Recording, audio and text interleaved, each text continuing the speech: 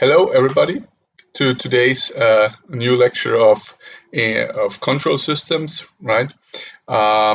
Today not from the classroom and not live, so this is a recorded video. It's recorded in the living room of my daughter. That's why you have the nice tree in the back and the birds. Okay, so what are we going to do today? Is we're going to talk about valuable extension to a regular control design. While last time we finished actually the design of the controller in a feedback loop using a root locus. This is actually the third method we talked about. We have the pose zero cancellation and the heuristic methods. Now we're going to talk about a couple of extensions we need in practice to make our control system better. So these are not design methods per se we're going to talk, but we're going to talk about extension when we want to make our control system better. We want to put it on a microcontroller, or we want to avoid certain problems we have in practice. So let's switch over to our PowerPoint for today. And yeah, the first thing I want to discuss with you is a controller with 2 degrees of freedom. So what does this 2 degree of freedom actually mean? So consider a control system as we have it so far. We have a controller R, we have our plant G, right? And we have this feedback loop here, negative, and so what you call 1 degree of freedom is this guy here, right? So we are able to tune one part of one element in the control loop. This is not always sufficient, right? Last time we figured that this is not sufficient was when we talked about disturbance rejection and reference tracking. Remember, we said we did some pose zero cancellations with our controller R and figured, okay, if we have a disturbance here, the system still oscillating. So we made basically our system a little bit better, or not a little bit, actually pretty much better, by relocating the poles. So the transfer function from D to Y got nice. However, now it resulted in some overshoot from R to Y, right? So from the reference image. So we figured if we're only using this controller here, we are ending up trading off the transfer between the disturbances and our reference. And this is actually not always what we desire, right? So are there some extensions? Yes, there are. So this actually gives you a little bit of a motivation, but it basically says what I just said, that usually if you just have one control element you design, namely this guy here, you actually need to trade off, right? So what can we do against this? So you could say, okay, technically I could have my own design criteria for the disturbance to the controlled variable and for the reference to my controlled variable, and you figure I'm not achieving this, right, with only one element here. So if I make the reference to the output, so my complementary sensitivity function better, my disturbance sensitivity gets worse and vice versa, right? So you're screwed basically. So what could we do against? This was kind of noise outside. Okay, what can we do against this problem? Well, the thing is, we would need to influence one of the two independently of the other, right? So if I say, okay, let me influence this guy and not influence this guy, then I have a 2nd degree of freedom. So I have 2 degrees of freedom for 2 channels, because now the disturbance actually runs through my controller and the reference runs through the controller. So it's actually not possible to make both channels nice, or as we want it, because we only have one single element. So we need to add somewhere some elements, and which only influence once. And you have two options there. Actually, there's three options, but mainly there are two options. So usually, I hope you agree, most of the times, not most of the, let's say often, you will not be able to know this disturbance, right? A disturbance is a disturbance, and usually it takes some effort to measure this. However, what we do know usually is the reference, right? Why do we know the reference? Well, where's my mouse? Well, think of the an aircraft which is flown by a pilot. You know what the pilot is doing. With a car, you know what the driver is doing on the steering wheel. So you know this reference input. So the thing is now, you could say, if I know this input, I can actually influence this input, right? Independently of the disturbance. And this is what is called a feed-forward controller or a pre-filter. So you're basically working on, you're pre-filtering or feed-forwarding the reference input to your system. We'll come to that, how it looks like. In case you know the disturbance signal and you take the pain to measure it, right? Sometimes it's easier than others. You can also make a second degree of freedom in your system by influencing the disturbance signal. It's not really a disturbance then anymore because you know it, so it's a measured disturbance kind of thing, right? But yeah, disturbance usually implies that it's unknown. So yeah, let's call it measured disturbance. And this is what we call disturbance compensation. Okay, and we're going to go through these three elements one by one. So the feed-forward controller or the pre-filter, they are exchangeable, right? So they are kind of similar, but structure-wise, they are a little bit different. Okay, so feed-forward controller. So the good thing about the feed-forward controller, or let's start out with the block diagram. So what happens when you have a feed-forward controller? You take the reference and you put plug in a dynamic, can be static, right? So it can have a pole 0 or it can just be a gain. Take the reference and plug it directly into it. So the disturbance here never sees this feed-forward controller, right? So if you take a look what the disturbance, where the disturbance is going, it goes through our system, it's fed back through the controller, but it never gets in touch with this feed-forward control term. This is why we actually can influence, or we are only influencing the reference to the controlled variable channel, right? So we're thereby so-called shaping our command response, or additionally shaping our complementary sensitivity function. So what would be the strategy now? Well, the strategy, you could say, okay, I'm using now R of S to attenuate all my disturbances, right? To make this pretty nice. And if the reference to the controlled variable channel does not look good, I can actually modify it with this guy here, right? So this would be the strategy. Use the controller in the feedback loop to get the disturbances right, and then use this guy here to get the references right. An important thing is it's a purely open loop control, right? So it's not a feedback. So if you kind of cancel out R, this would be a pure open loop. So it's simply Vs times G. It's not a feedback controller. In German, we would say it's a reine Steuerung. Ja?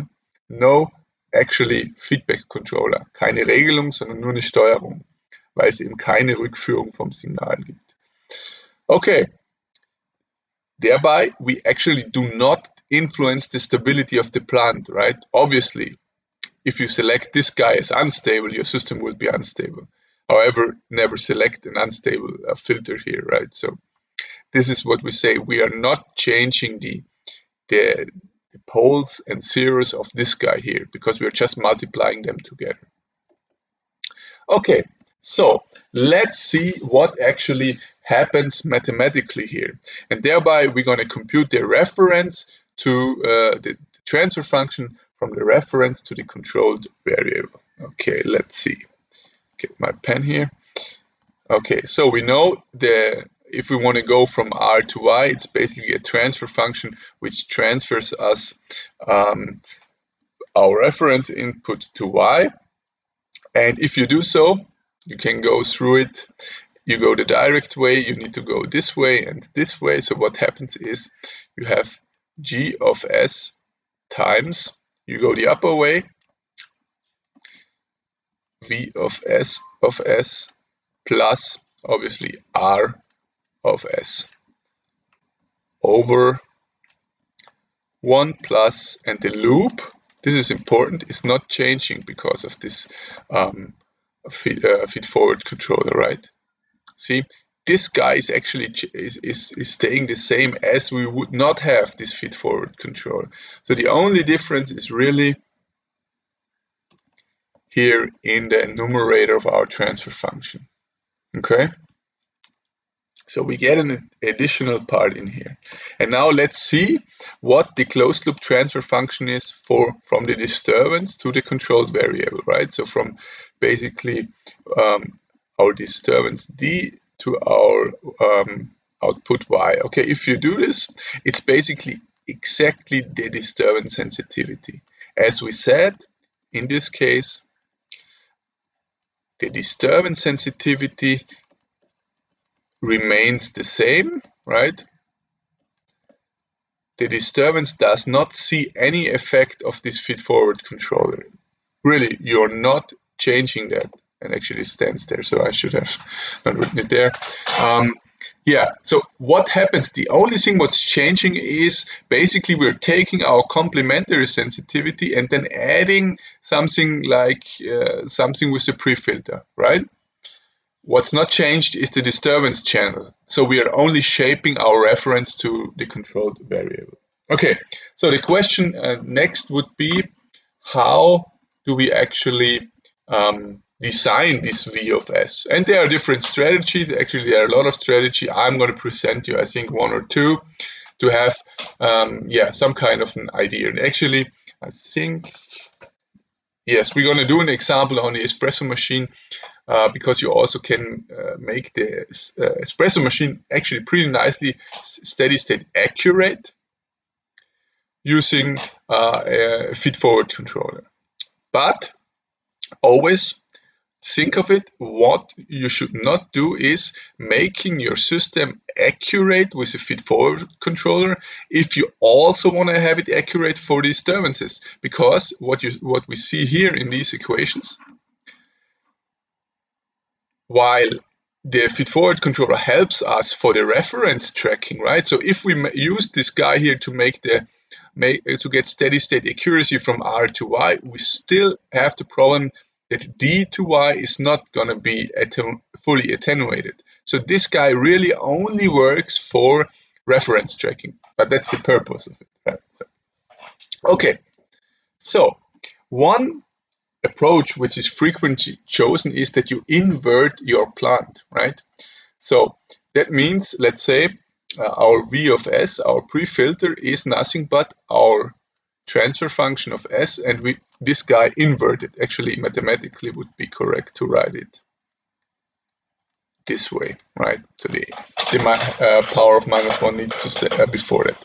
So what happens when we select V of S just the inverse of our plant? Well, let's see. Let's assume for a minute our controller is 0. What we then have is that our output Y of S, if you look back to this guy, so let's say this is 0 for a moment, it's basically nothing but V of S times G of S. Now we plug in times R of S, obviously. Now we plug in our G to the power of -1 of S times G of S times R of S. So what remains is basically that V of S is equal R of S, right? And this is actually pretty nice.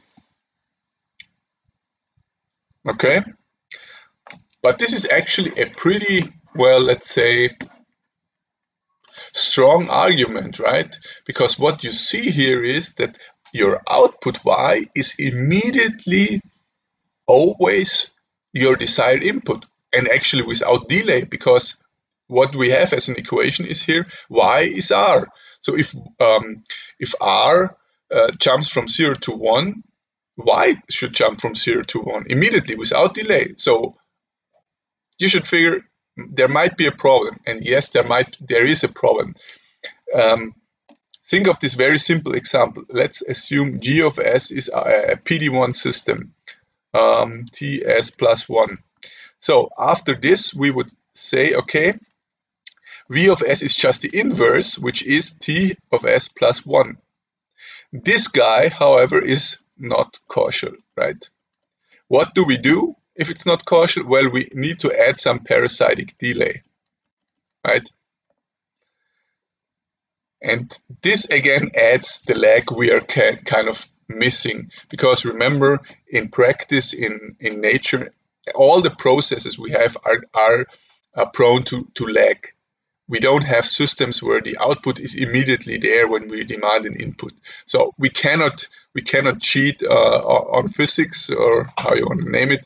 Also, mathematically this would be possible. However, we cannot implement such a controller because it's simply not causal. So we again have to add some parasitic delay. However, you could say, okay, if this time constant is, for example, 1 second, I could say I make this parasitic delay just 1/10 or 1/100 of a second. So you're really accelerating also your process. That you can accelerate your process thereby. Okay, so as I said, this ensures perfect transmission from the reference to the output.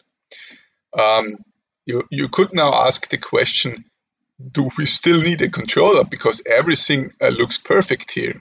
And now you need to think back why we're actually doing control. Because we don't have a controller there yet, right? We only have an open loop controller, a pure Steuerung. So if there are any disturbances which will be there in practice, or uncertainties in our models, then they are not going to be mitigated. So you would have a car where you're just commanding, I don't know, 5,000 RPM on your motor, and you get a speed. However, when you have headwind or backwind, the speed will change, and without controller, you're actually will not react against that disturbance. So yes, the controller will be needed for disturbance rejection and also for reduction of the model uncertainties, because this G of S is usually an approximation. If it's not fully correct, what the controller does, it helps you to get rid of these uncertainties, right? And as I said, the inverse G of S is usually not realizable, so we need to approximate it like we did it here, right? So don't be fooled by saying, oh, if I just use the inverse of the plant, everything is fine. Yes, in theory, in mathematically, but from an engineering point of view, it's not going to work. Okay, so that means usually what you do when you design a feedforward controller, you start out with this guy, and after that you go for the disturbance rejection, right? So you design by inverting, for example, the plant, you add some parasitic delay, and then you look at the disturbance rejection, and then you tune the controller R for the disturbance rejection in the second design step. So another method, which is basically pretty similar to the one I've just shown you, is the following. Instead of just taking the inverse of the whole transfer function, you can invert it just statically, right? So you let S go to 0 and you just invert the static gain, right? So steady state gain or static gain, it's the same, right? Just as a reminder here. So that means without the controller, again, the system is perfectly precise, however, only in steady state, right? So you will see that only in steady state, meaning that your y of 0 is going to be Vs of 0. Well, this guy is constant anyway. times G of 0 times R of 0. So only here we will have R of 0. So what that means is that you still have the eigenmotion in there. What you're basically achieving thereby is, if you just do it with the static value, is that you're actually, if you demand 96 degrees, you will get the 96 degrees in your espresso machine. However, you will still see some transfer behavior, right? So the eigenmotion is still going to be there. Some of you actually discussed this with me in the lab exercise, where you said, okay, I can use a preheating of my espresso machine, right? I'm putting in an additional power which does not come from the controller, which I just plug in there, right? So you say, okay, the input into my espresso machine is some part which comes from the controller plus some zero power, let's say 0.2 kilowatt, right? And thereby you can actually achieve, and this is actually the same thing. This is a feed-forward controller. Okay, so again, when you do it that way, you're not influencing the dynamics. And to make, for example, the whole thing faster, you still need the controller, right? So you can use now the controller not only to mitigate disturbances, but to relocate your poles, to make your system faster.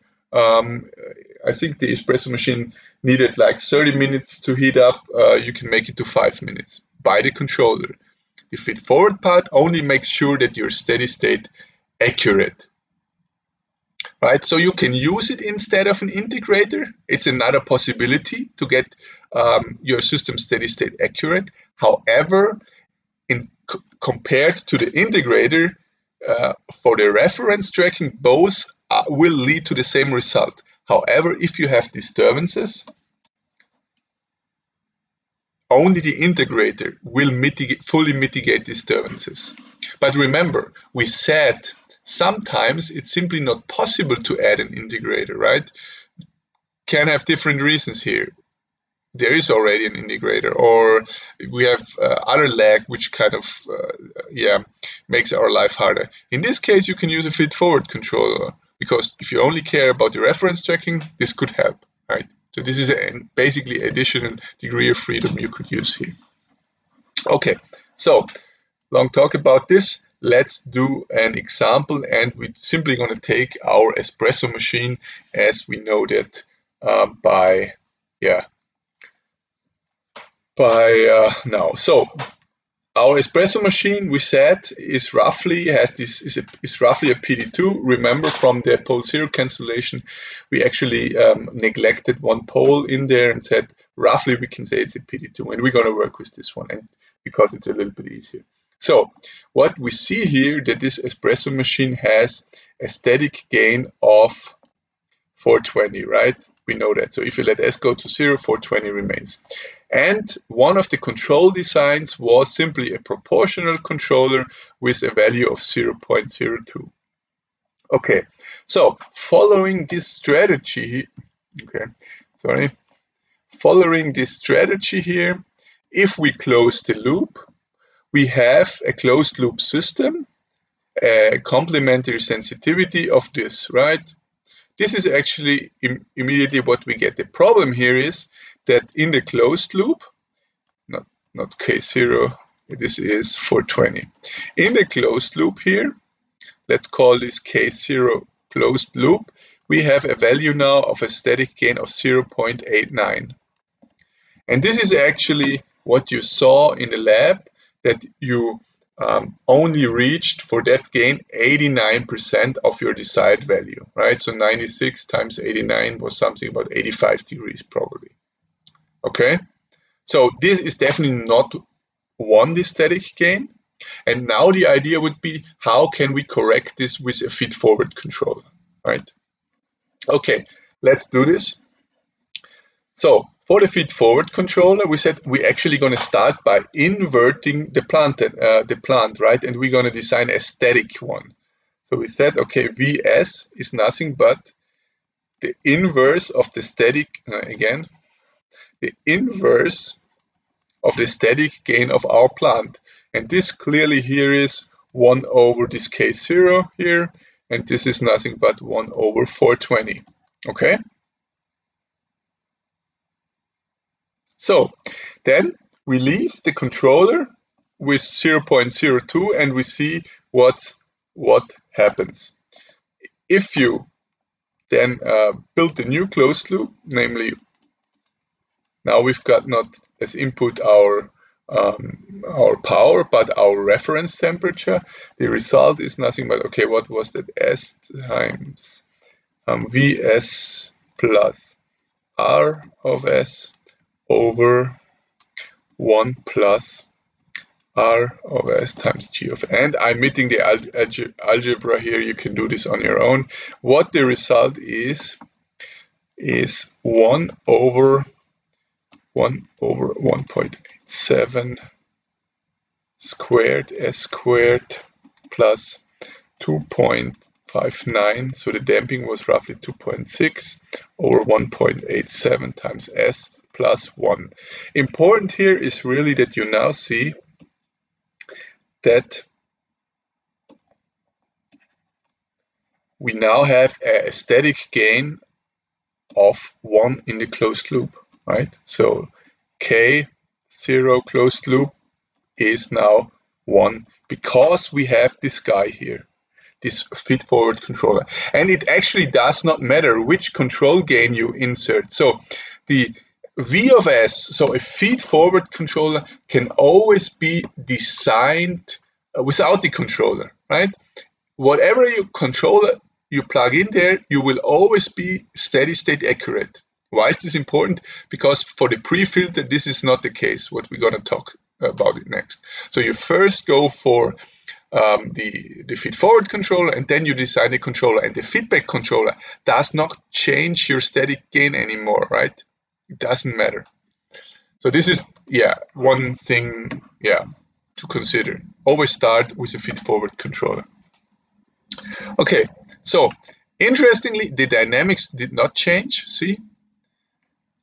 Obviously, because we said we are not influencing the stability dynamics by feed-forward controller. Obviously, if you put in a V of S which is dynamic, you will have additional poles here. So the dynamics can be influenced if you add some dynamics in V of S. But you should see that these guys remain the same. The only thing we changed now is our static gain in a closed loop by this feed-forward. And this can actually be interpreted as a kind of preheating, if you want to say that, right, of our element. So we know 96 degrees. Let's go back to the block diagram. What's happened is the following. We put in 96 degrees here. The controller takes this 96 degrees, calculates 1 over 420, calculates the heat, or the power, not the heat, the power our heating element needs to exactly achieve 96 degrees at the output. And what this guy here, our proportional controller, is then doing, it's only making sure that our system is fast enough. It's only changing the speed, the eigen, but not changing the final value. The final value is changed by this guy here. Okay, so we have an additional degree of freedom. Okay, so much for the feed-forward controller. So the pre-filter is the next one, and it's pretty similar, to be honest. It's again providing you with a second degree of freedom, and it's also acting or it pre-assumes that you know your reference input, which in most control problems is the case, right? I think now more days than ever, because everything is drive or fly or operated by wire, so to say, right? So there is no direct analog connection of your steering wheel anymore in modern cars. They are full drive-by-wire. A pilot basically just gives impulses. If you have impulses, you immediately know these impulses because you can measure them, right? Okay, so what's the difference here for the pre-filter? The pre-filter is basically called pre-filter because it's acting before our control loop, so pre our loop, right? it takes the reference, it filters it, and then it adds a new, so to say, a new reference to your control system, right? So you're basically pre-modifying this guy here. Here it is a little bit, it's actually a little bit, no, it's not a little bit, it's exactly the other way around. Here you're basically first designing the controller and then you design the pre-filter. Why? You should see here, because if you change this controller, the complementary sensitivity function is going to change, and you will need to design this pre-filter based on the closed loop here, right? So you cannot decouple it. But a matter of fact is you're just changing the order. And yeah, to be honest, often it's a matter of what you like more, right? If you go for a pre-filter or if you go for a feed-forward controller. I actually like this one better because I can focus first on the feedback loop and then go for the shaping of the reference to your controlled variable channel. Okay. As I said, both interpretations are a little bit different, but it is actually kind of similar, not the same, similar. Okay, what we're going to do next is, again, let's do the calculation of the transfer function from our reference to our output, to our controlled variable, right? So what's the transfer function from R to Y? This is actually pretty simple, right? Because we know this part here is simply our complementary sensitivity function. Okay, let's write it down. G of S times R of S over 1 plus G of S times R of S. And this whole thing gets simply multiplied by this pre-filter, right? V of S. So this corresponds to V taking this filter and multiplying it by the complementary sensitivity. Okay. So let's do the same for the disturbance channel. Okay, the disturbance channel now is actually how do our disturbances influence our output, and this transfer function is nothing but, again, exactly the disturbance sensitivity, right? So this is G of S times S of S, right? Same thing as before. If you follow the wave from the disturbance, this guy goes here, here, here. It's not ever seeing this pre-filter here, right? So this is why in this transfer function here, it does not show up. But this was the idea, right? We wanted to have a second degree of freedom where we dedicatedly only can shape or influence one of the two signals, right?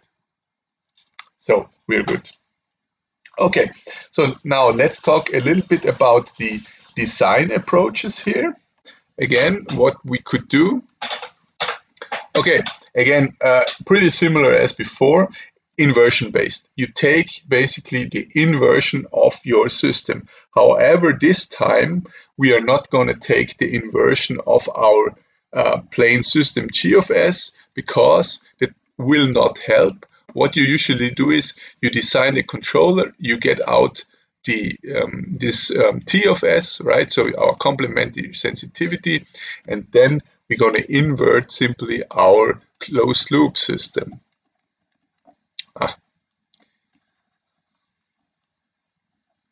Like this.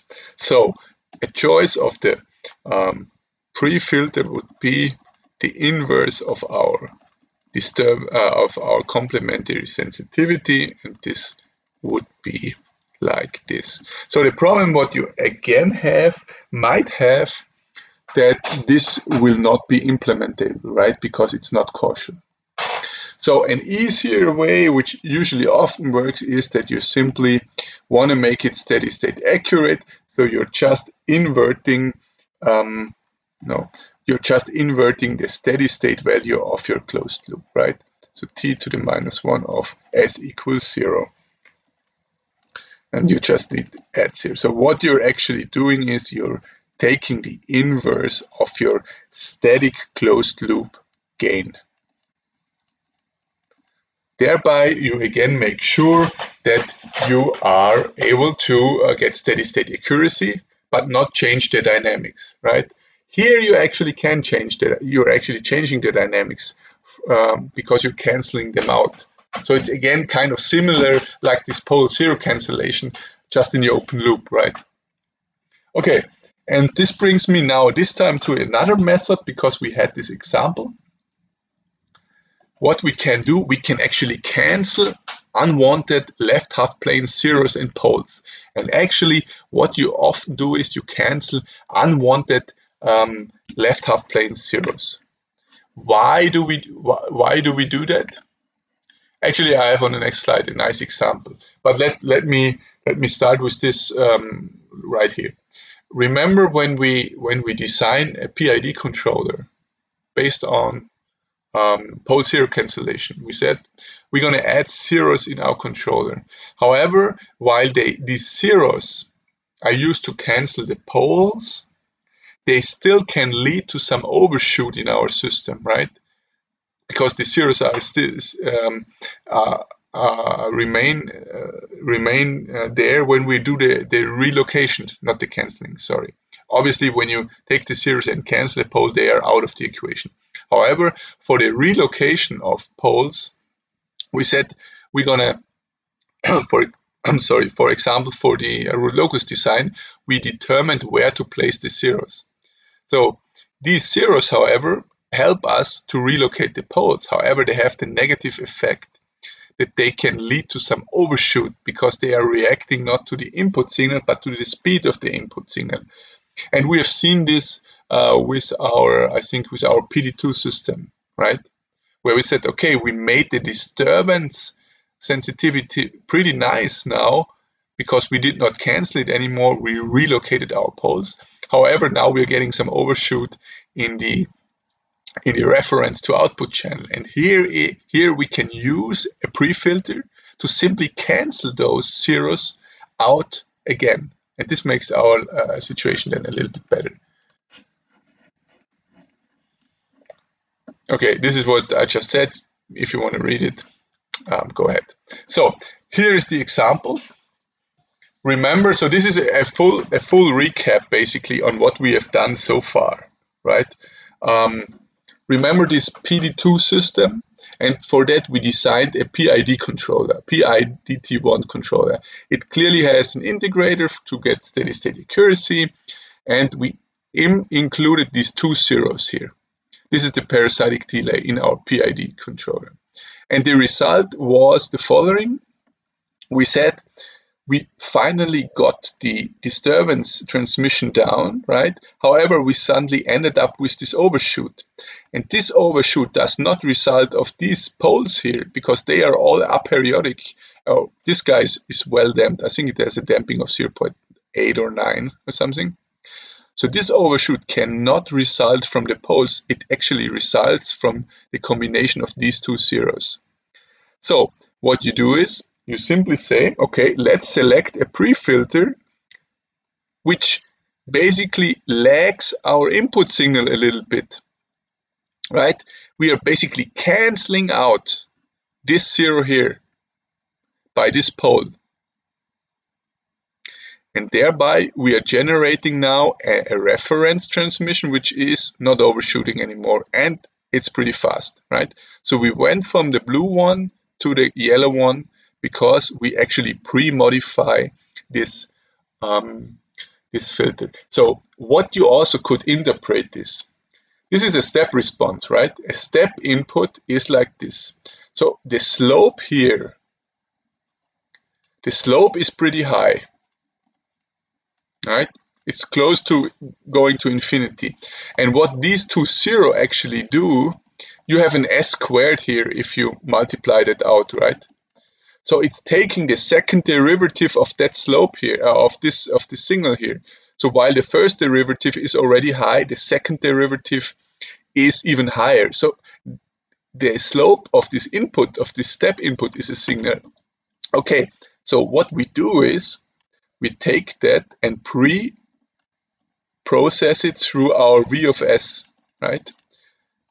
And we know this is a PD1 system, right? So what's happening is that we're taking that step and process it through this PD1, and then it looks like this, right? If you just consider this V of S. And this has a much smoother slope now here in this area than this guy. And this is why we're getting rid of the overshoots when we look at the whole loop from the input to the output, because we are not, we are basically getting rid of this high slope by the pre-filter and avoid that when we do the second derivatives of this, get such high values which cause this high overshoot. Okay.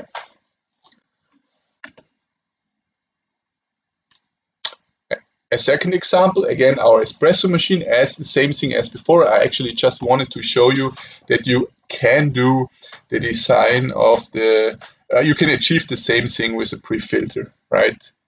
As we had with the feed-forward controller. Remember, this is our espresso machine. We have a proportional controller, and we're only getting 89%, right? And what we want to have is we want to have steady state accuracy. We want to achieve 100%. So, in contrast to the feed-forward controller, where you design the controller after the feed-forward controller, here we assume we have already designed the controller, and now we are basically inverting our T of S, our T of 0. So we are inverting here the static gain of this guy, and this is nothing but 1 over 0.89, right? And this is about 1.12. Okay, so simply let's probe what happens. Okay, we are taking our pre-filter we just designed and multiplied by T of S. Okay, so what we do have here, 1.12 times 0.89 over, now this whole guy, 1.87 squared S squared plus 2 times 0.59 over 1.87 times S plus 1. Okay, if you let S go to 0, what remains is F times T of 0 is equal 1. So we are getting 100% of our input temperature.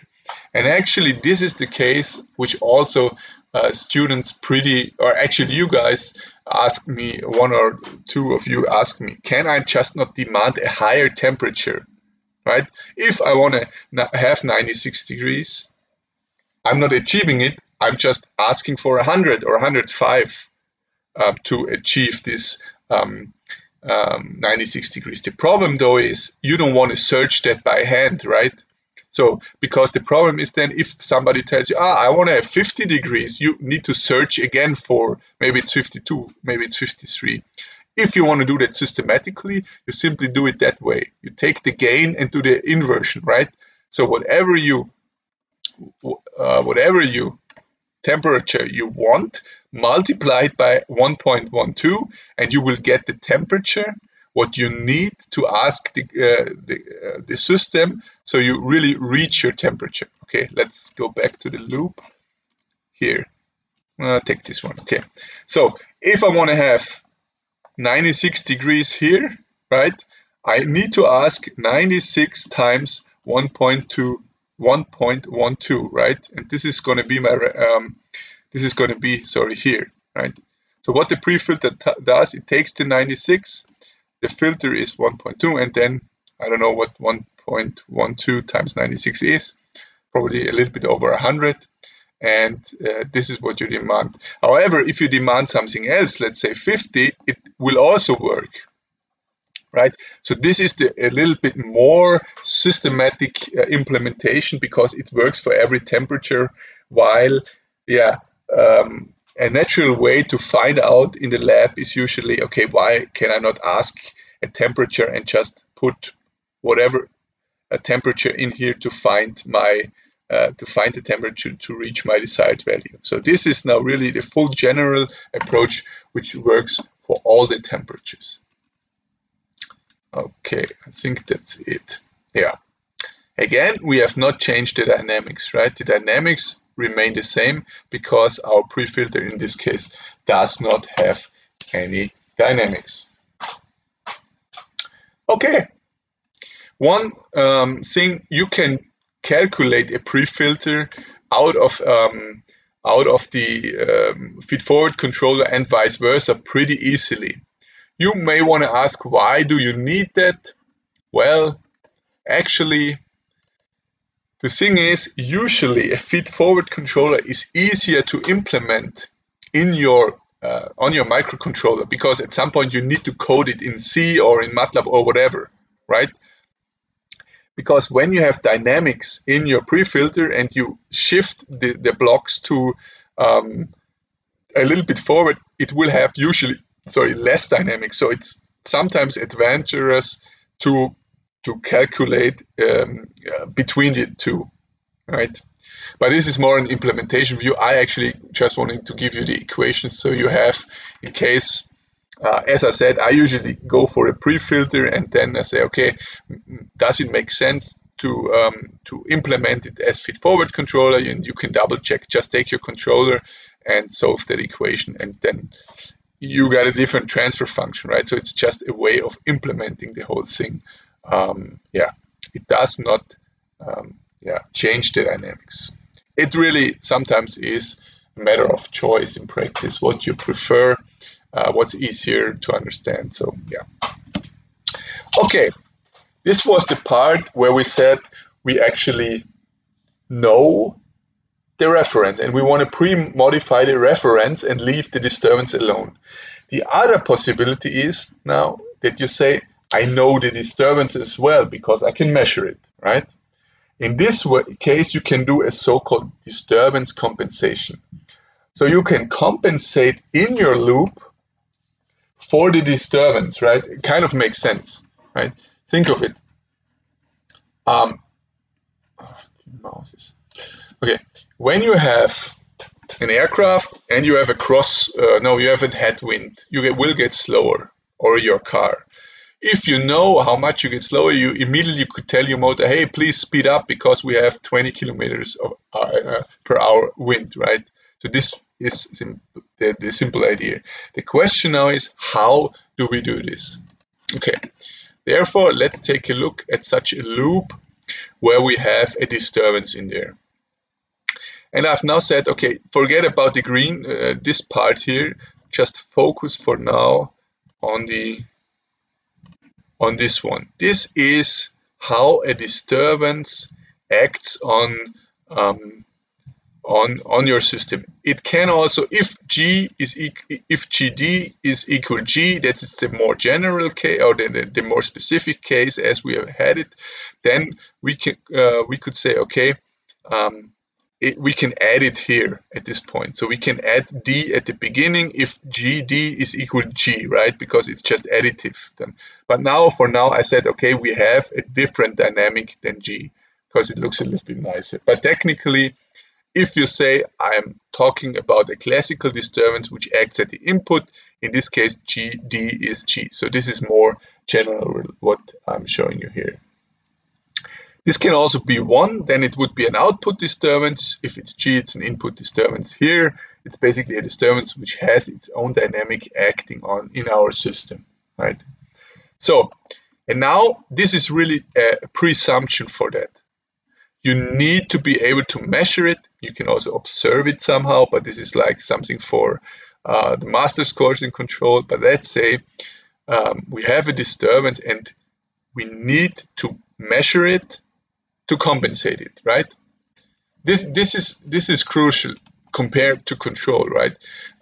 What happens in control is you have a disturbance. The disturbance influences your system, your G of S. You measure that influence, and then you feed it back. Think of the car. You get some headwind. This headwind influences the speed of the car, and this speed is measured and fed back. So you don't have a direct measurement of the wind, right? Because you just measure the wind when it's propagated through your system. Here we're assuming we can measure the wind directly, right? and not via any controlled variable or any any secondary measurement. It's really we measure the disturbance directly. Otherwise, it's not going to work. So if you know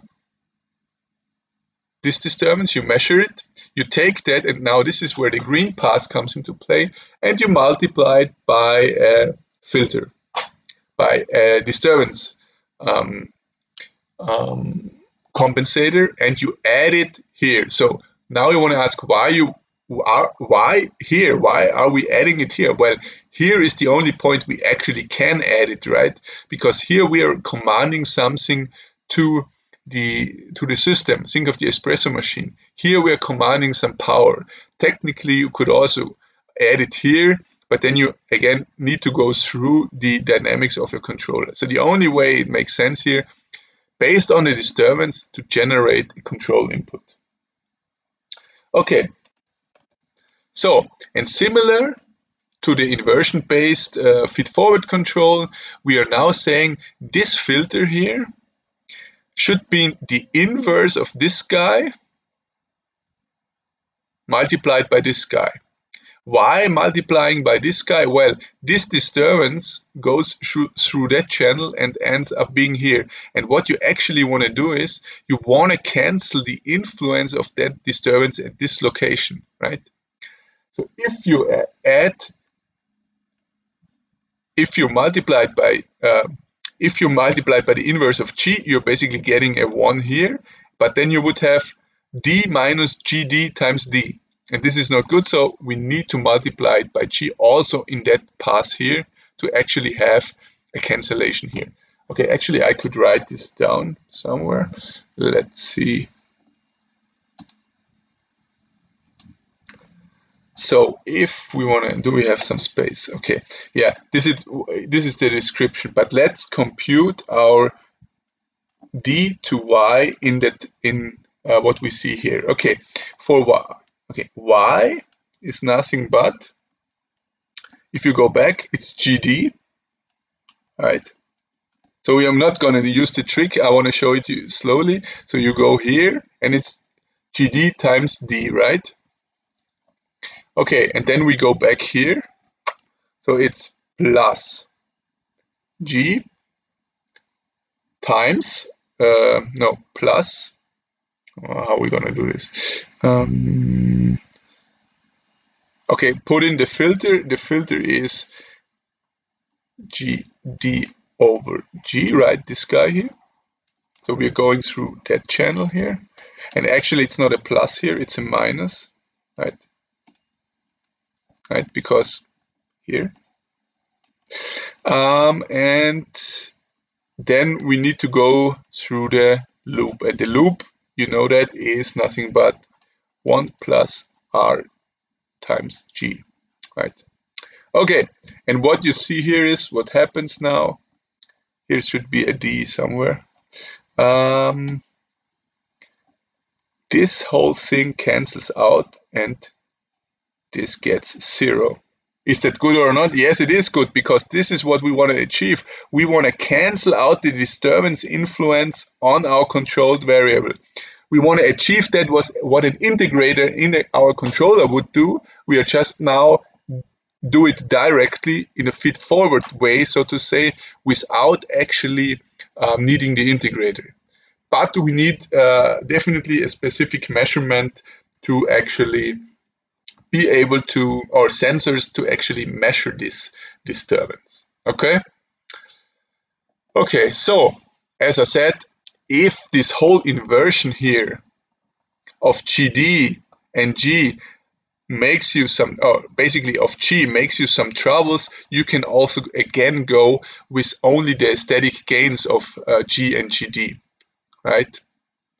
This is another choice. It's usually a little bit easier. However, when you look at this guy here, and you would say, oh, I need the inverse of G, and this will add or will require some parasitic delay. Well, you could argue, well, here is your parasitic delay, because this here this probably, or for sure, is going to be some PD1, PD2 system, right? So this actually adds some lag in your system and makes probably this whole system cautious, right? So actually, in this case, this GD helps us. So sometimes you don't need to explicitly add another parasitic delay. Okay, and the same thing as before, this disturbance compensation does actually not influence your stability of the system. Obviously, only if you select it as a stable filter. Okay, so much to the second degree of freedom we have, right? So really be sure you have more options than just the feedback controller. You can do feed-forward control or pre-filter, or you can even do disturbance compensation. Yeah. Now switching topic, going to a little bit the real world. And the real world, we need to talk about actuators and especially actuator saturation. What is actuator saturation? So this will definitely hit you whenever you design a controller. I will guarantee you. The problem is, or not the problem, it's kind of, we are in controls we like to work with linear system because we have this powerful mass, we can do root locus designs, pole zero cancellations. However, when you go to practice and design a flight controller or a car controller or whatever, you will immediately figure out that there are limitations on your actuators, right? Your motor will have a maximum rotation speed. Your actuator on your aircraft will have a maximum deflection speed, deflection position and deflection speed. And this is what we call actuator saturation. Aktuatorbegrenzung. There will be a maximum position your actuator can go to. It will have a maximum speed and so on. And the problem with that one is it's there, obviously, right? So you need to consider that explicitly. And especially for integral controllers, it adds you a bit of a problem. And we will just discuss that in the next couple of slides. Okay, but let's first talk about what this saturation is when we take a look at the control loop. So in practice, we definitely can say that our control input is limited, right? We cannot, for example, ask our actuator if it can go 10 centimeter. We then can ask him 1 meter, right? So what I mean is, if you have a cylinder, and if you remember Steuerungstechnik, let's say this cylinder can move out 10 centimeters. This is a hard constraint. You cannot demand 20 centimeters. You can demand, but it will never reach the 20 centimeters because this is a hard constraint. So depending on the pressure you have, there will also be a maximum speed you can go, right? But let's focus on the maximum position for a while. So that means that our controller will give us a command, and this command will be limited, upper and lower bounded by a certain value, right? So this limited value will be the same thing as the input as long as we are in that area here. However, if it becomes too big or too small, it will stay there, right? So if you demand 20 centimeters, your output here would still be 10 centimeters because physically your actuator cannot move more. So it does not matter what your controller demands, it will not be achievable. And this is a thing you always need to double check. So the problem with this is that you will have performance drops, right? So meaning that the performance will not be as good as you hoped for in your linear design, right? And it actually can even lead to instability, right? So if you say you want to stabilize a system and you need an output of 20 centimeters, and you only can have 10, it's probably not going to be stable anymore, right? The same thing goes with the speed. So point is, please be aware of that when you go to practice. These limitations, these physical limitations are there. However, so far we ignored them in our design, right? We said, okay, I can put a linear gain of 1,000 in my controller and it will work, but only in a linear system, right? In practice, it will probably not work. So how do we tackle that fact that we are actually having these constraints there? What do we do? There are a couple of different possibilities, and I'll show you the most pragmatic one, actually. So the first thing is that you do a control design in a way that this limitation is actually never activated, right? So you make sure, okay, whatever situation appears, we are never going to hit this saturation. You can do that, but usually you will figure that the system is going to be too slow. So you have to kind of take the pain and say, okay, if my error is getting too big, I'm probably going to hit that saturation, right? But you could. The other way, which kind of you could follow from that, is if you don't want to make it too slow, just buy a better actuator, right? But it's usually not desirable because you have to spend more money, right? So, okay. The second option, and this is actually the go-to option we are using, is we are designing our controller with linear specification and make sure that we like the behavior, right? It's stable, it's adequately fast, and it's just looking good. And then we check if we actually hit the limitations. And if we in this analysis we figure out, yes, there are undesired effects, we try to counteract those effects, right? What do we need for that counteract? We discuss on the next slide. So that's said, we don't care about the limitations at first in the controller design, and then we do the analysis, and then we see, okay, it's working okay anyway, then we are good. If not, we need to do something against it. Or the third option is you take the limitations into account in the controller and in the controller design itself. But this requires a constraint optimization. So this is going to be a nonlinear optimization, probably with nonlinear constraints. And this is a specific field of control which you can kind of go deeper into it in your master's course. It's called, for example, model predictive control. You have a model and then you do an optimization with constraints, right? So we are going to focus here on point number 2. So what are the problems we are facing when we actually hit the saturation? Well, one problem is that the performance gets worse, right? Because as we cannot reach the required control input, we cannot probably reach the speed or the stabilization and so on. But unfortunately, this is not all. The second effect which is there is the so-called wind-up effect. And yeah, I'm probably going to explain it to you on a picture because this is usually takes some time to think about. So let's see. The so-called wind-up effect. I will draw you quickly a control loop.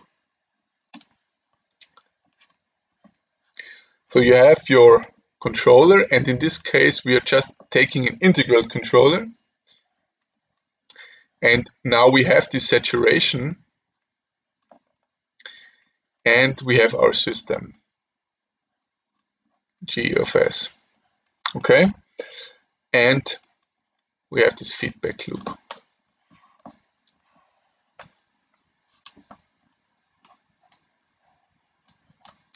And I hope you agree with me that what a controller is supposed to do first is when you have a control error, the controller takes this control error and creates an output. And this output is then sent to our system. So, and hopefully this is, let's assume it is achieved and the error gets smaller, right? If the error gets still bigger, our controller says, okay, the error is getting bigger, so I need to take this error and I'm going to I'm going to demand a higher output to get the system back to where I want it, right? Because it's just, again, taking that error and multiplying it with a gain or integrating with it.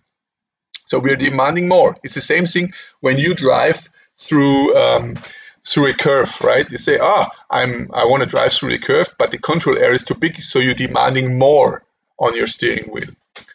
So what happens now when you have a saturation?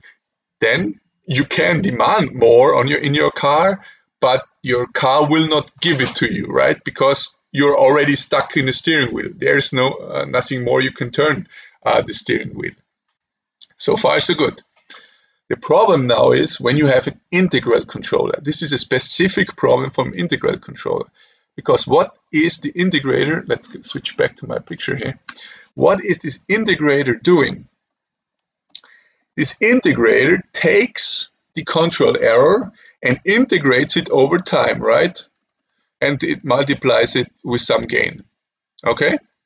So that means that this guy here is getting bigger and bigger, right? If the control error is not going away. So if this guy is getting bigger and bigger, it's okay. However, we have a hard saturation. So this guy is not getting bigger and bigger because we are already at the limit. And this is what we call a wind up. So we are winding up our integrator here. So you can think about the integrator. It's a big box, right? And you put in a lot of control error there, and you're demanding an even higher output, but the output itself to our system is not getting any bigger because it's in its limits, right? So I hope you're still with me. So our integrator got much too big because we have put in a lot of control error in it. Suddenly we have the effect that our output here, where's my mouse? This output here finally goes to the other direction, and we are changing the sign of the control error, right? Changing the sign in the control error, basically you can think of, okay, we are taking everything what's in the integrator and taking it slowly out, right? So we are making that that contribution from the integrator smaller again, okay, to get to the other direction, right? Because we have a sign change. The problem is now, because we were in the saturation, we have we have wind up our integrator because there's so much error in there that still, although our system is already going in the other direction, we are still demanding the system to go into the other direction and demanding the maximum output because the integrator is winded up, it's overloaded, right? So that's the so-called wind-up effect, which causes some additional lag in your system because you're basically putting all the error in the linear sense you have in your integrator. And when you finally achieve the effect that you have a sign change in your control error, meaning that actually you're starting to make the integrator smaller, the output of the integrator commanding into the other direction, because what should a controller do if the control error changes? It probably should also change the sign of the control command, right? But it cannot because it's still overloaded from all the error we had before, right? And this is due to the fact because although we asked for a very high output, we didn't get it because it was limited. So, and this unavoidably adds time delay, because now you have to wait until the integrator is empty and is able to command something in the other direction, right? What could you do? And there are hundreds of papers what you can do, and I'm just going to present you the most easiest, and I think from that discussion I've just given you the most natural one. There, you can read the story of why it winds up in here. What you actually do is, okay, this picture looks a little bit full, but let's get rid of this picture for a second. I'm just going to explain it to you. We said when we are at the limit, we should not put any more error in our integrator. Okay, so we just stop it. But when we don't know when we are in the limits, right? Because most of the time you're not going to measure your input and output of your actuator. Think of an aircraft. An aircraft, an A340, has probably 30 or 40 actuators. And these actuators are operated, you're sending them a signal, a position you like to have, the input. But you're not measuring where it actually goes. So taking all these measurements would be too much of work. But as you're not taking the output measurement of that actuator, you don't know where it is, right? And you don't know, is it in the saturation or not? You could assume that if you input something which is larger the saturation, it will be in the saturation, but you don't know fully. What you thereby do is you can cheat a little bit. You can just say, okay, I'm taking, or actually do that what I just said. Take your output of the controller, feed it through a virtual limiter, and this now is a virtual signal which is limited. So the green one is the actual actuator, which has, for example, a limitation of 10 centimeters or 20 centimeters. This guy is just in your controller a simulation which computes the delta of your input and your limited input. And if this guy and this guy is not equal, so there's a delta here, you just stop the integration. This is all you need to do. Thereby you can avoid or largely avoid the effect of the wind-up in the integrator, right? So just simulate artificially if your actuator is in the limitation by that command. If so, stop the integration, because the integration itself is the core problem. So going back to my kind of picture here, where we shuffle all the error in our integrator box, if we are at the limit, we just stop shuffling in that error in the box. So we don't overload our integrator. If it's full, right? We stop it. And I have designed various controllers, and this method always works. There are more complicated methods which probably squeeze out a couple of more percent, but this is usually a good starting point you could go. And it's pretty simple. It's 2 lines of code. If ulim not equal u, do not the integration. So e is 0, right? That's it. So I know this topic of anti-wind-up and wind-up needs some time to think about, right? But really, it's important that you have heard that once, because whenever you design a controller, it might be the topic of your thesis, of your work or not, or just a side topic. I guarantee you will always figure, I've designed a controller, but now it's not working. 80% it's because you designed the controller too optimistically and you're hitting the limits, and you're not getting then the performance you actually designed it for. And this is often because we forget in the control design that we actually have physical limits, right? Okay, take a breath. Then we go to the last topic. A couple of more slides. Yeah. The last topic is digital controller implementation. And what's the problem here is we are now working, all our function of our systems, right? Think of the ODE in the second lecture. They are a function of time.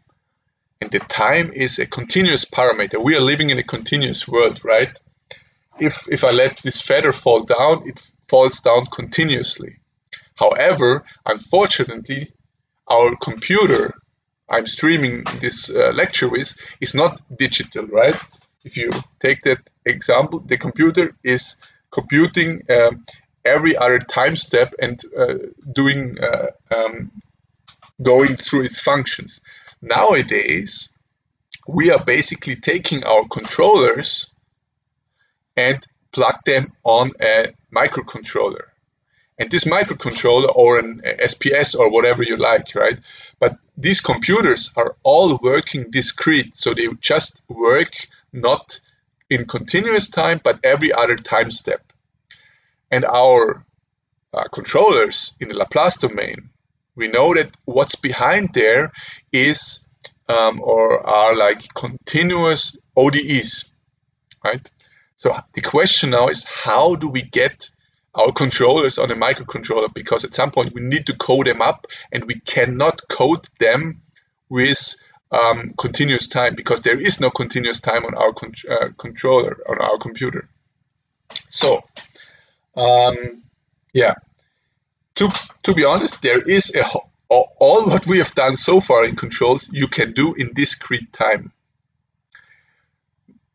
Sometimes this makes sense, but I only used it in my career probably once or twice. So what you usually do is you stick in a continuous time because it's just easier to think about, it's easier to write down on paper, and when you have your controller, you do the step where you go into the implementation and you do a discretization of your controller.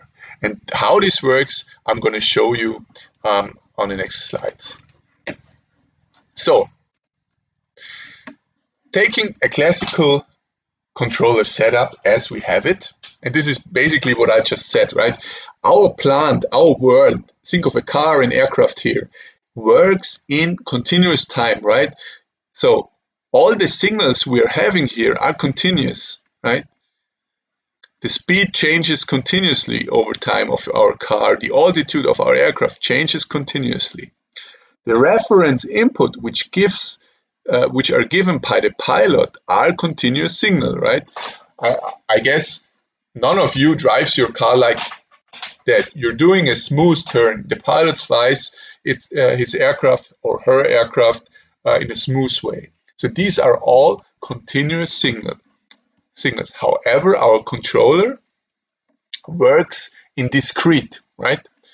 For example, if you measure something and you measure something digital, which is done most of the times nowadays, you have either a digital sensor already or you have an AD converter in there. The signals you're getting into your computer are looking like this.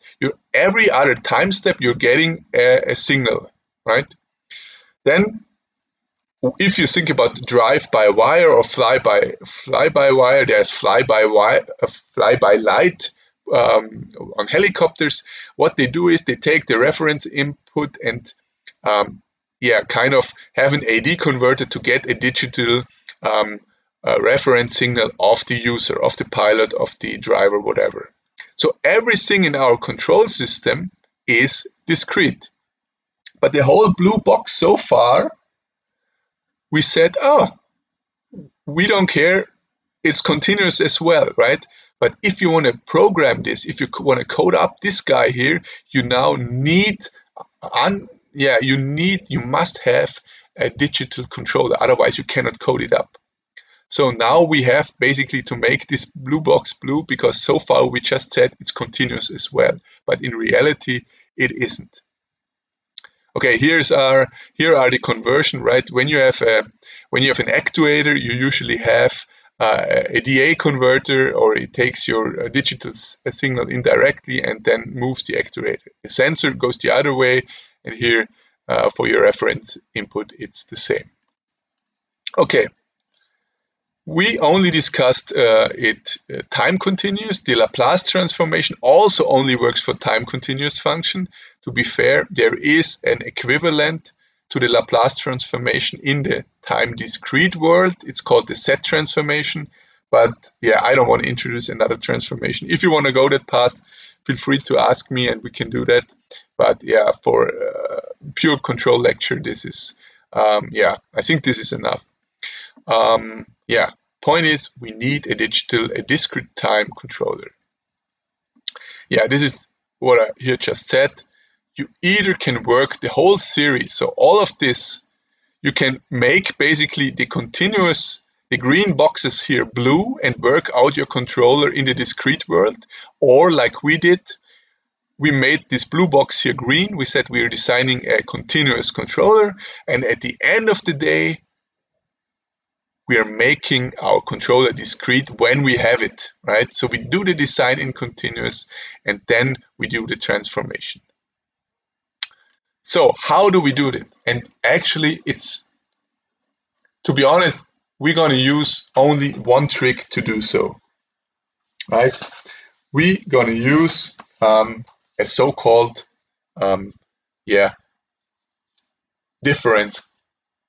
difference quotient, right? Quotient. Yeah. So we are kind of approximating a derivative in discrete time, and I'm going to show you how this works.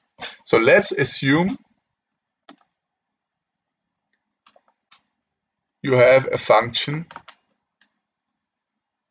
right? And let's call this function y. And the signal looks like this. So discretizing this signal is not that hard, right? Because if you want to have a discrete signal, you just take it here, take it here, and take it here, and take it here. So a discretization of that signal is not that hard. What's a little bit harder is when you have, if you want to discretize the slope of this signal, right? So how is the slope discretized? Okay, the slope at this point here is roughly this guy here, right? So if this point is, you can say 1, 2, 3, or let's call it T1, T2, T3, T4. Okay, so if you want to build that slope, you could say, okay, this slope is nothing but y at T4 minus y at T3, right, over T4 minus T3. And this idea is basically all you need, because remember, we mainly have y and y dot, or u and u dot in our ODEs, right? And thereby we can actually easily transform our controller into the discrete world. Okay, so this is what it says. Y dot in the time domain, in the continuous time domain, is nothing but the differential quotient. And this guy gets approximated by the so-called difference quotient in the discrete world. It's basically getting from dy over dt to a delta dy over dt. It cannot compute it exact, remember, because if we are at T4, and if we want to get the slope of this guy, we would need to look into the future. This is not possible. So we are only looking back. So we are only taking this triangle and we neglect the future because we don't have it, right? So this is why this is not exact and it's just an approximation. Okay, the good news is this guy here, this delta t from here to here to here, this is usually fixed, right, on your computer. Your computer will have a maximum sampling time, which you're using, let's say 100 Hertz. You know immediately that this delta t is 0.01 seconds. If you have a very slow process, I don't know, for example, a chemical process, probably your sampling time will be 1 minute or 1 hour. So this is really, point is, this delta is not changing. So we can, instead of always writing tk minus 1, we can simply fix that to a certain sampling time, which you usually fix. Usually it works that way. You buy a computer, you buy a microcontroller, you buy a processor where your controller should run on, you implement that, and this sets your sampling time, right? So the only thing we need to do now is to approximate our function by this delta y. Okay, and now let's do this for a couple of controllers we have. What we will get out is we have a controller in continuous time and we want to have it in discrete time. So, proportional controller, we know immediately. U is nothing but the proportional multiplication of T. Nothing changes, right? Because this is exactly the orange case here. We are just taking our signal here at certain time step and multiply it by Kp. Nothing really changes here because we don't have any derivatives here. The integral controller is a little bit more demanding. When you have an integral, it basically says you have a u dot is equal ki times e. Then we immediately apply this guy here to u dot. So we get uk is equal uk minus 1 plus ki times our sampling time times our error at the time point. Okay? What you need to do is thereby, if you code it up in a software, you need to remember always your input from the last time step. If you have a D element, it's actually pretty straightforward, right? It takes your derivative of your control error. So just apply this here to your control error. So take your control error, subtract the control error from the last time point, divided over TA, multiplied by your gain. PD controller is basically just the sum of a proportional controller and a differential controller, so it's really just this here, right? These two elements. Okay, and how this works now mathematically, I want to do once for a PI controller, right?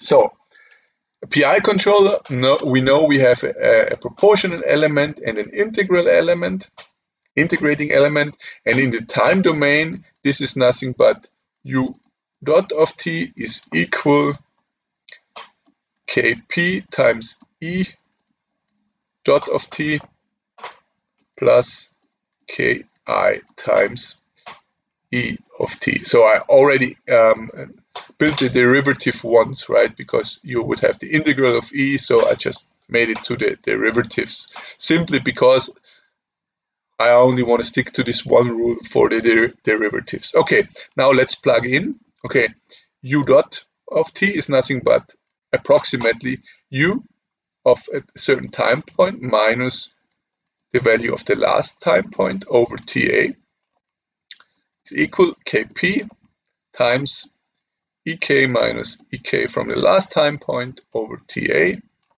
plus, and this is nothing but kio times e from that time point. Here, just one note, e of k is equal e of tk, right? So this is the long version, this is the short version, just don't get confused. Usually in textbook you will find this version, but it actually means that y of t of time tk, right? So to avoid that, you always need to write explicitly the time you write uk, yk minus 1, and so on. It's a little bit shorter. And then we simply need to solve that for our input, because at the end of the day we want to know that input which we send to our system. So our input is nothing but uk minus 1 plus, and this is nothing but ki ta, right? If you multiply that by ta, plus kp over ek minus, because we bring that to the other side, we have kp times ek minus 1. I think that's about it. And now this is what you need to insert into your if you want to code it up. No, not eraser. The point is here really, you need to remember in your code, if you want to code it up as for loop, for example, you need to remember these two guys, right? From your last time step. So you need to save them basically every other time step. So talking of which, I think, there is actually a for loop, how it could look like, right? So in every time step, this function is called. It's not a for loop, but you would implement this whenever your computer, your microcontroller takes your needs to compute the output of your for your system, or the input to your system, not output, you basically calculate and then you save these two guys and for the next call, so to say, right? So this would be a very simple PI controller in MATLAB. If the controller gets more complicated, yeah, feel actually free to try that out, or simply, to be very honest now, or I need to close the presentation. MATLAB really is developed so well today that you can design your controller in the continuous time, and then do called a real-time workshop, and the real-time workshop actually makes your whole system already in the C code, right? But still, you should be able to understand what the output is. We actually did it for a wind turbine once, so a 80 meters, 2.5 megawatt wind turbine. I did the control design in Simulink, tested it, and then I called a real-time workshop and just plug it over to C code. But I guarantee you the C code is not in a way that you immediately can plug it in, so you need to debug it anyway. And thereby you need to know these basic things I've just shown you, because then you can read the C code and you actually know what happens in there. But this is actually how much you need to go, how deep you need to go. Obviously you need a little bit of understanding of C and so on, but from a controller perspective, from an implementational perspective, these basic things are often sufficient, right? If it gets to more complex control, obviously you can look more, but these fundamentals then should help you. Okay, that's basically it for all the add-ons. We covered the second degree of freedom. We covered the wind-up problem. Here, really, what's important for me is that you, as takeaway, when you go to practice, there are physical restrictions and they might cause me problems. Ask Airbus, they will tell you that they needed roughly 20 years to get Eurofighter flying, because there were hard restrictions in the reality. For example, the sampling time or actuator speed restrictions, so they were not able to fully stabilize the aircraft, right? And finally we discussed how to discretize a controller. Next week, again, live with me and 2 control lectures, and we're gonna go into our big topic, namely the frequency domain. So we're gonna talk about Bode diagrams, Fourier transformations, and so on, and we're gonna discuss how we can analyze systems and do control design in the frequency domain. What the frequency domain is, in a nutshell, is you have a system and you can fully describe your system dynamics by using sine waves as input, and you're measuring the outputs. But all of that next week. As usual, stay safe, stay well, and thanks for listening, I guess, and enjoying the birds behind me. Bye-bye.